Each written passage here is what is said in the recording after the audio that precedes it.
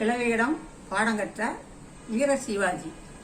நம்ம மாவீரன் சிவாஜியை பற்றி நம்ம நிறைய கேள்விப்பட்டிருக்கோம். நானும் உங்களுக்கு சொல்லியிருக்கேன். அவருக்கு மலை எலியர் ஒரு பேர் உண்டு. ஏன்னா அவர் முகலாய மன்னரை பல முறை எதிர்த்து அங்கிருந்து சிறையில் அடைக்கப்பட்டாலும் தப்பிச்சு தப்பிச்சு வந்து ஒளிஞ்சிருந்து திருப்பி எப்படியோ போய் திருப்பி எதிர்ப்பாரு.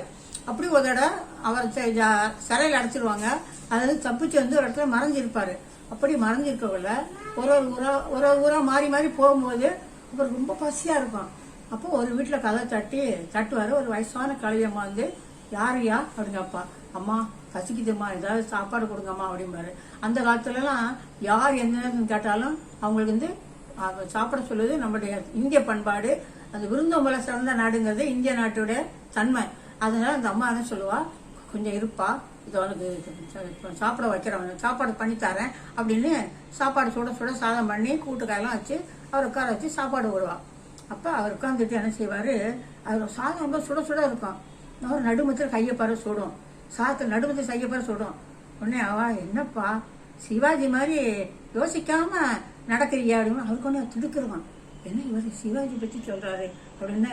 ஆமாப்பா, முதல்ல சிவாஜி வந்து பக்கத்தில் இருக்க சின்ன சின்ன நாடெல்லாம் பிடிச்சிட்டு பிறகுதான் நம்ம பெரிய முகலாய மன்னர் எதிர்க்கணும். அதை விட்டுட்டு நேரே போய் முகலாய மன்னர் எதிர்க்கிறது சரியில்லை. அது எப்படி தெரியுமா, இந்த சூடான சாதத்தில் முதல்ல ஓரத்தில் வந்து எடுத்து சாப்பிடணும். அப்போ அந்த சாப்பிட முடியும்.